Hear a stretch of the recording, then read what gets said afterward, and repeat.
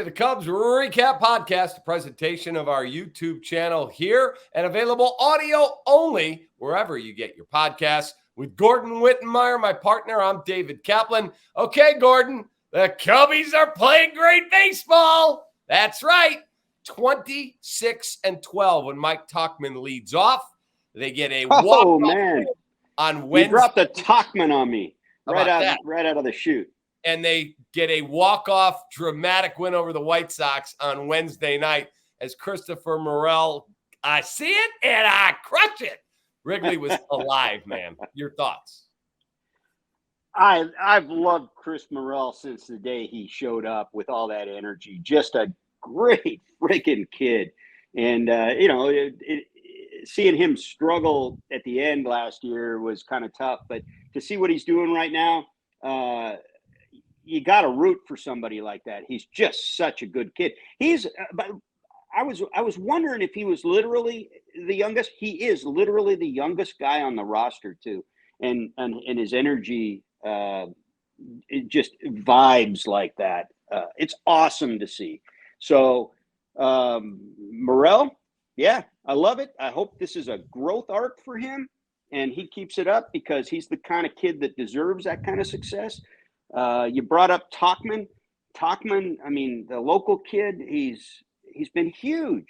Left-handed bat, just exactly what they've needed. And you got your boy Dansby setting the leadership tone.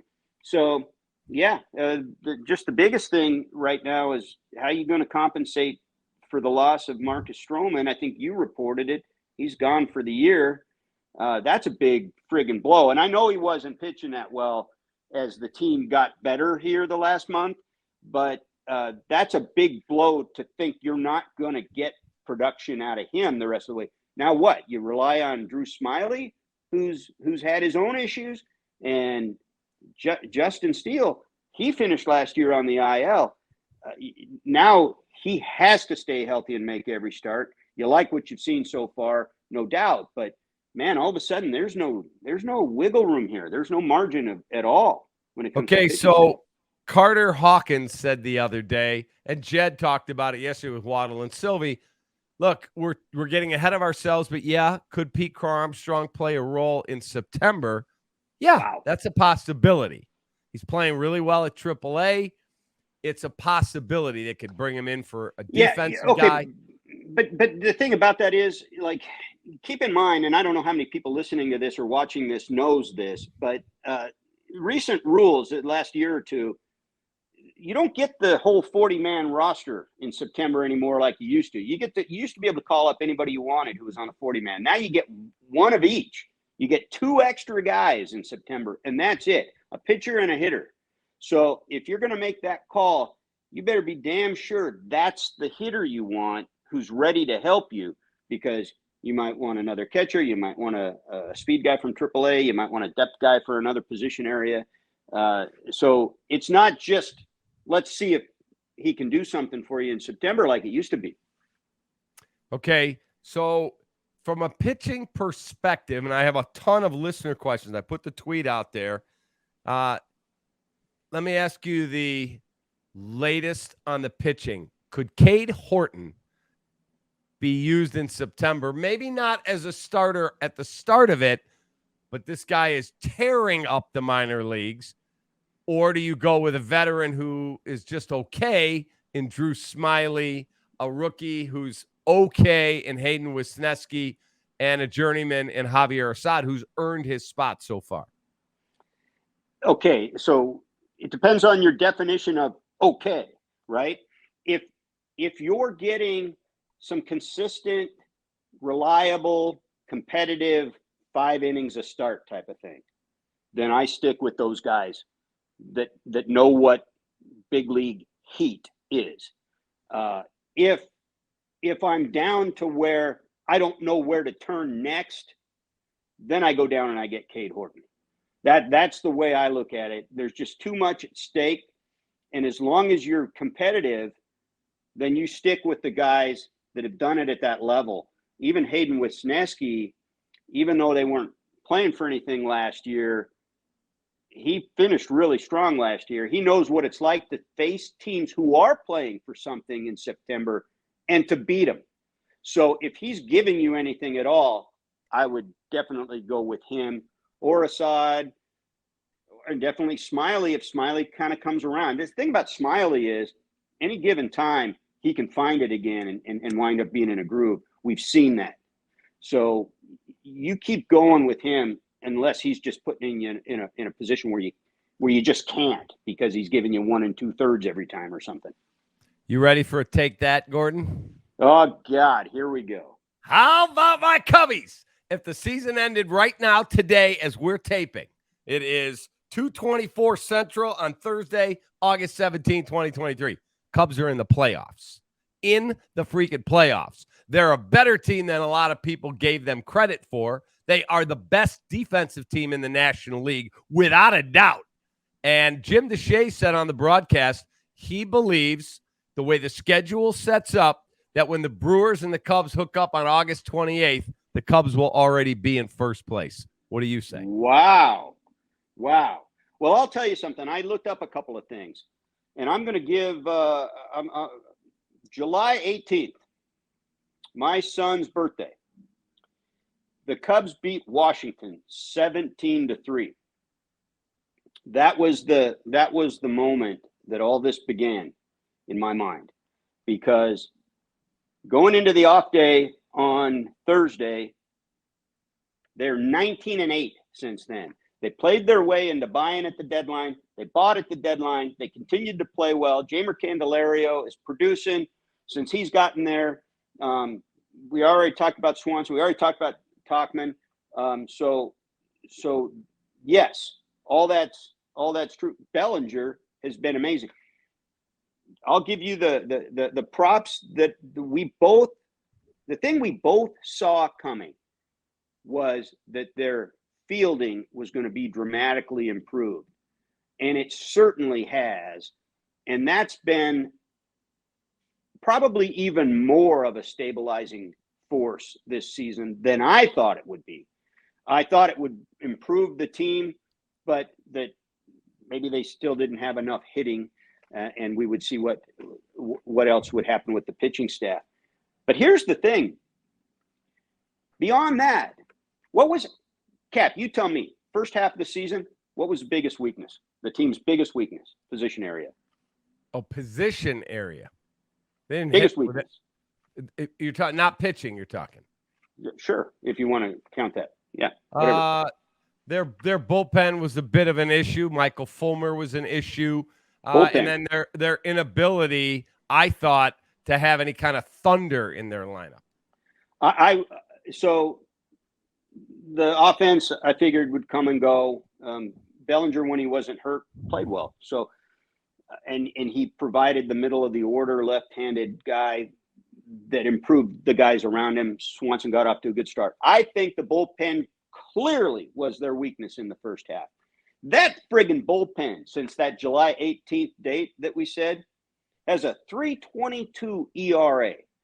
It's sixth in Major League Baseball and second in the National League to the Dodgers in that time.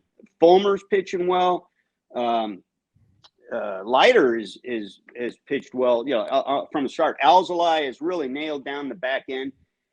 That to me is the biggest surprise in all of this. It's the biggest part of their success in my mind, because they didn't significantly address that at the deadline. A little bit. No. Not much at all. Jose Quap, that was it. Big deal. And yet, I mean, the Brewers went out and did more than that. They got Andrew Chafin. I think that has been the biggest story.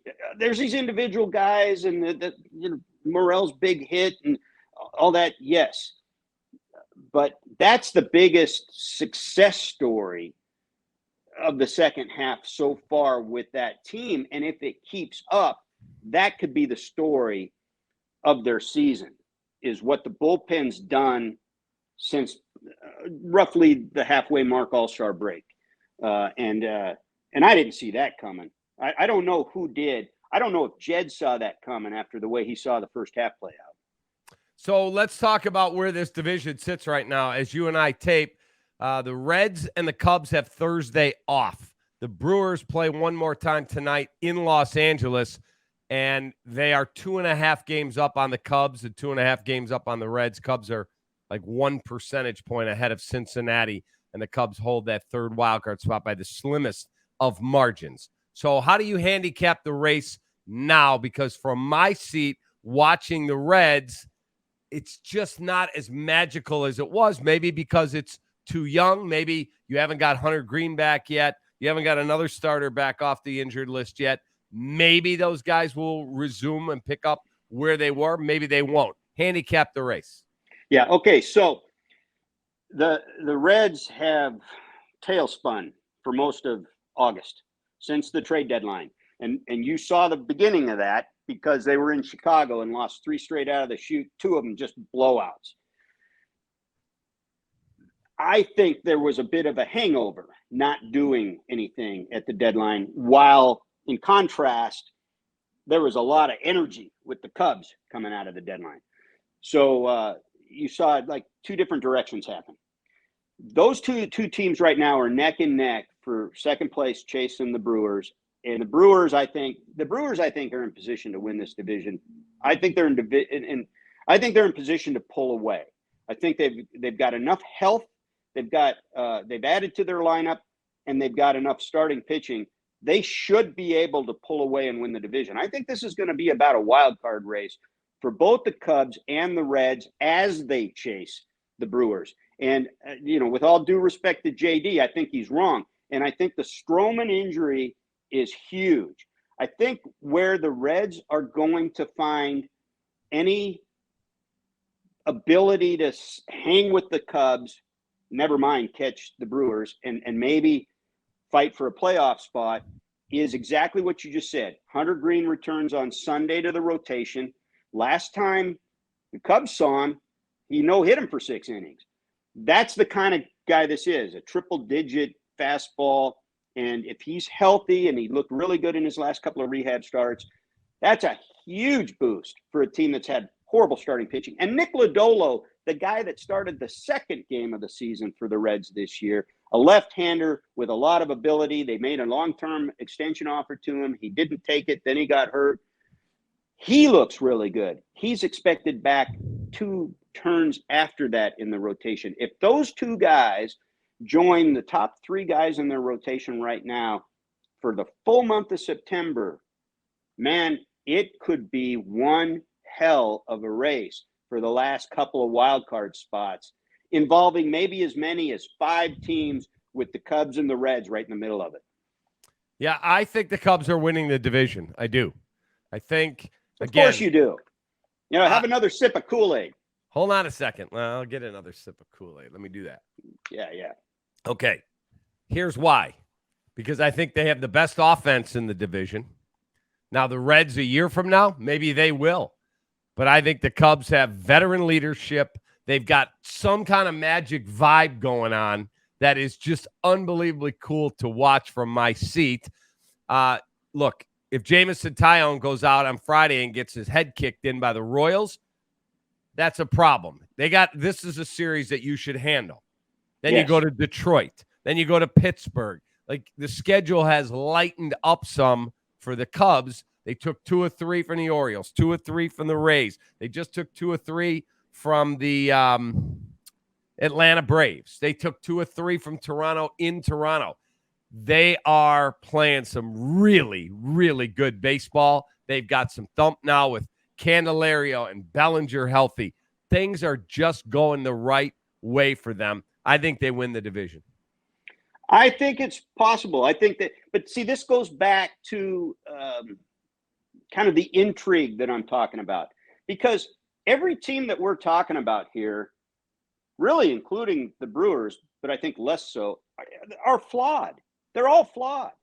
I do agree with you on the defense that the Cubs can put on the field. The Brewers play pretty good defense too.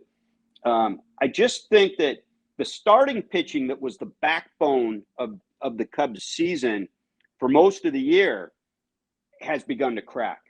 The unsung hero of the Reds was their bullpen for much of the year. That's begun to crack on their end. But the Cubs bullpen's better now. The Reds rotation should be getting some help. And then you look at the Arizonas of the world. They played a little bit better the last few days. The Giants, for whatever reason, are hanging in there. Miami's hanging in there.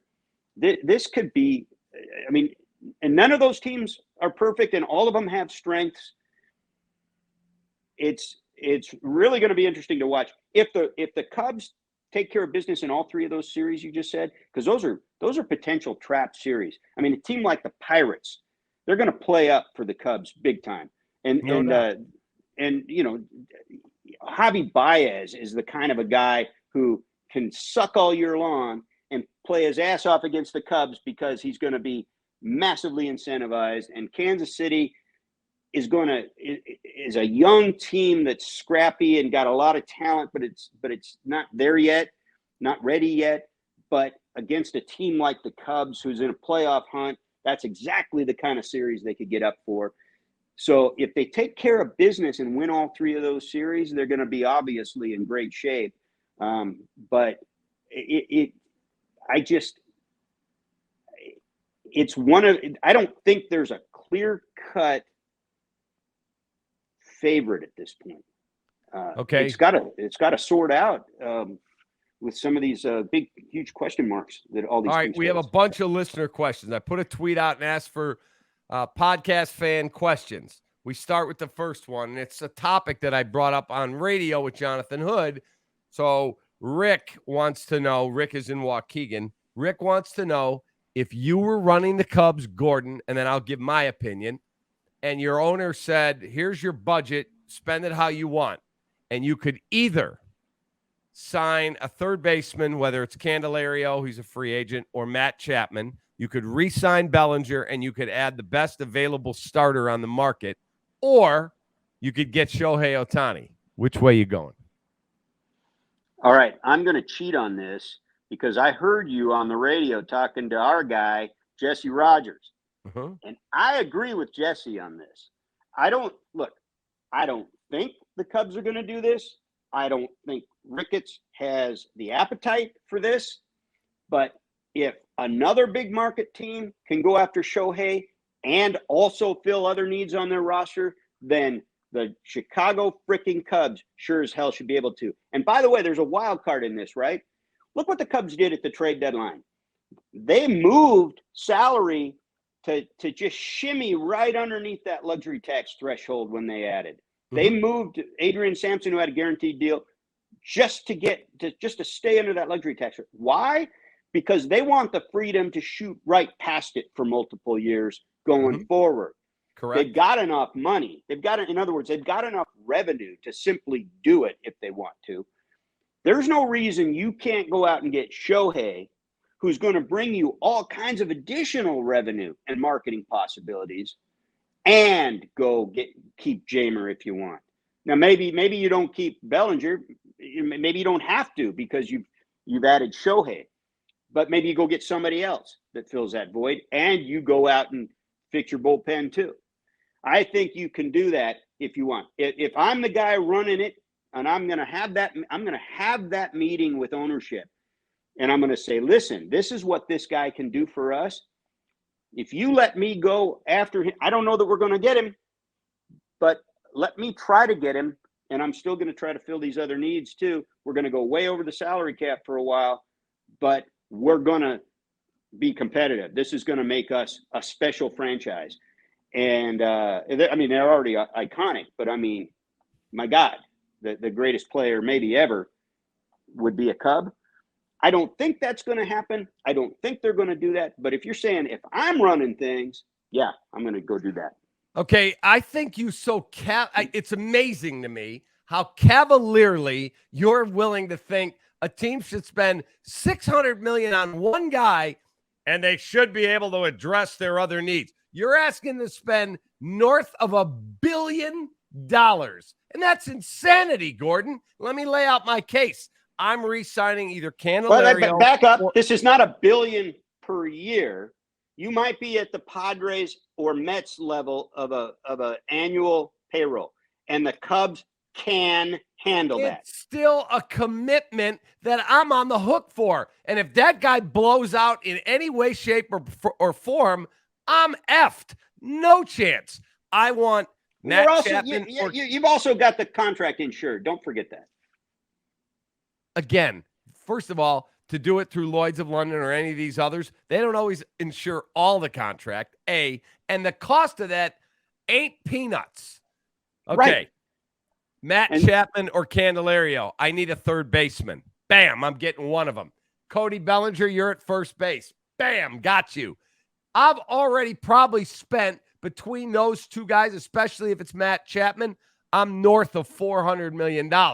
Now I want the top of the rotation starter that's out there, whether it is this year's version of Yu Darvish who got traded by the Cubs. It's Shohei. I don't care. You're not a Shohei away. That's the top starter who's out there. So you are getting him.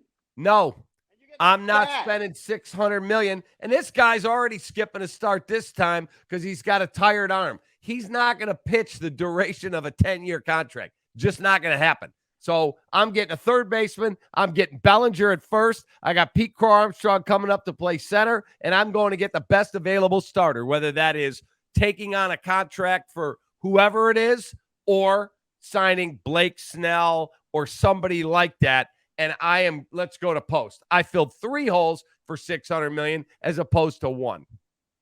Take that. I'm the friggin' Chicago Cubs. I'm running that team. I'm going for it all. I'm going for Shohei and the other guys. And you're not going to – that's $1 billion plus. Not going to happen. I told you, I don't think they're going to do it. But I'm going to spend the resources available to me as the Chicago friggin' Cubs. How'd that work out for you, Steve Cohen? And by the way, it's going to work out fine for him. He's not going to lose money on owning that team or spending that money. And what did he do? We're not even going to compete in 2024. So what did he do? He used the money spent on those guys to go get good young players in trades. He's not even trying to win next year, Gordon. Well, we'll see what he tries to do next year, but I'm fine with that. Look, man, you're charging fans what you're charging. Your obligation is to try. He tried, and they whiffed. On paper, it looked pretty good. It didn't work out. That's fine. But your way is no more guaranteed, Cap. You asked me what I would do. I'd go get the best friggin' player on the planet. Goddamn right. All right. We agree to disagree. And I love him. I do. I know you do. You've wanted him. You've wanted him for a year now. I have. Okay. Aaron Wilder says, guys, am I the only one who thinks Strowman opting into his deal next year isn't a bad thing? Sure, his injuries this year are concerning, but considering the state of the starting pitching market and our 24 rotation, I'm okay with keeping him for $24 million next year, especially if we can get him to bounce back. Thoughts? Right now, yeah, you're the only one thinking like that. I think, unless you're thinking like that too, Cap. I think he's opting back in. I do too, but the question was if that's a bad thing for the Cubs, and I think I don't think it's a good thing for the Cubs. I think the Cubs would be better off at this stage of the game with him, where he is right now, where he was last year. It's gotten to the point where every time you start to count on him, it's something else. I'm not sitting here saying that, it isn't exactly, I don't want to criticize a guy because he gets hurt. That's not fair. But if you're talking about the value you're getting back on this, it seems to always be something. And so at this point, you probably would have been better off to allow him to opt out. And if for whatever reason he's able to come back and make a start at the end of the year and show that he's healthy, maybe he calculates that and opts out and goes and gets some more money. But I think you're right. I think he opts in, and I don't think that's the best case scenario for the Cubs. Okay.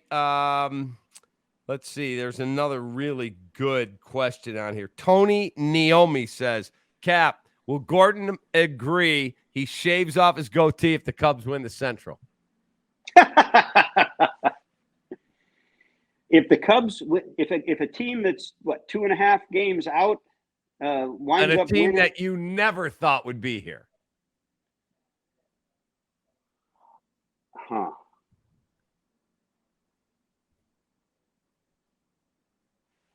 If those sons of bitches win it with 90 wins, I'll shave my goatee off.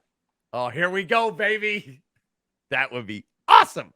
Okay, but they got to win it, and they got to win it with 90 wins. Okay. Can you guys please explain to me? This is Dan Schramer. Ian Happ has the second lowest batting average in last night's lineup. He's still hitting third. Shaking my damn head. Why? Well, he also has, I believe, the highest on-base percentage on the team. Mm-hmm. Pretty strong OPS. He still shows a little power, and he's a switch hitter. It's not crazy that he's batting in a good spot in the order. And by the way, I don't know what the exact numbers are of late, but hasn't he come on in the last month or so compared to where he was before that? Big home run the other day. Ian Happ right now is, let's see, in terms of weighted runs created plus, like his average this year, he's obviously scuffling. He is. His batting average isn't good, but look at his on base and his slugging is 4-something. He's got an OPS plus above 100. His OPS plus, let me see where we've got here. So Ian Happ, weighted runs created plus is 112. Down a little bit from last year when it was 120. He's hitting 240 with an on-base of 362 and a slug of 404 and a batting average on balls in play of 297 and a walk percentage of 15.6. Yeah, go check his splits. What's he done since the All-Star break? That'd be roughly a month. Let's see. Ian Happ. Let's take a look at his splits. Ian Happ's splits are, and I think they're actually way better than people give him credit for. His average now after last night is down to 234, 8 home runs, 35 RBIs. His splits are Ian Happ versus lefties. Ian Happ is hitting 216 versus righties. He's hitting 249. Day games, he's hitting 189. Night games, he's hitting 276. In the month of July, he hit 218. What's he done in August? He's hitting 204. Ooh. The last 7 days, he's hitting 211. So he has scuffled. There's no question about it.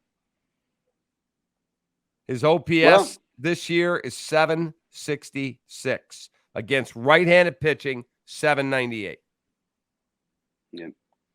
Well, it's also there's been some tough pitching opponents the last few series too. So there's some of that. I mean, I would think I wouldn't have a point where Rossi will drop him down. It certainly will. He's done it before. So and they've got, for all the numbers you just rattled off, Cap, they've got so many more numbers than that, and so many more analytics they look at as to why they think he'll be successful against whomever. So I'm not really big into breaking down and criticizing lineups. Sometimes I'll wonder about why a dude's in the leadoff spot for an extended period of time when he's just not getting on base or something like that. That to me makes no sense since that guy gets most of the at-bats. But, you start getting into the 3 and 4 and 5 spot, it's 6 to 1 half the dozen of the other half the time. All right, a couple more and then I will let you go. What would you think about the possibility of the Cubs bringing up Keegan Thompson or Jordan Hicks? Do they go that route in pressure situations with young pitching? Well, if you think that Keegan's right, he's been in the big leagues Jordan enough. Wicks is out there as well. But Keegan's been in the big leagues enough that you could trust him if you thought he was right. So in a case like that, yeah, I'd keep my eye on Keegan Thompson. I don't know if I'd want to be throwing Jordan Wicks in the middle of stuff. I mean, if you want to see if you can catch lightning in a bottle, and the guy better do it right out of the chute with a short leash, go ahead. But only in a desperate need situation. But Keegan Thompson, I think that's reasonable if he's right. All right, last one for you, Gordon, and I'll let you go. If you were the Chicago Cubs, would you give this starting opportunity right now with Strowman down back to Smiley or to Hayden Wisniewski? That's from David in the north suburbs. That would be me. Well, you got well, I mean, you got the luxury of looking at him as one's a lefty, one's a righty, and maybe playing some matchups too. But if you're saying all else being equal, I'd go first with giving Smiley an opportunity. He's pitched in big games. He's pitched a lot of years in the big leagues. When he's going well, he is really good. So unless you think there's something wrong with him, unless Tommy Hotovy comes to you and says, hey, he's just not there yet, or I don't like his mechanics right now, let's keep working on him, and then I would go with him first. All else being equal. Otherwise, I would go with hot hands and right-left matchups. By the way, did you hear the question Mark Silverman and Tommy Waddle asked Jed yesterday? Yes, that was outstanding. About the porterhouse steak. If it was $600 million, you're getting a filet and a New York strip. Would you do it? You should link to that on this podcast so that people listening right now, if they haven't heard it, can hear it. Yeah. But it was a beautiful thing. He didn't get an answer, but he didn't. But Jed said might be the best question I've ever been asked. It was very good. That was awesome. Gordon, have a great rest of your day. And what does that say? Wabash 2024 champs. Huskies, baby. Washington Huskies 2024 Big Ten champs. Yeah, you're coming in from that soft-ass Pac-12. You got no shot. Wait till the Big Ten gets a load of West Coast football. Steady diet starting in September. Olin all Cruz the way isn't through the playing fall. for you anymore. Oh, we got players. We still got players, buddy. Have a great Michael rest Penix of your day. Jr. Oh, boy. Yeah, he couldn't hack it in the Big Ten. Have a great rest of your day.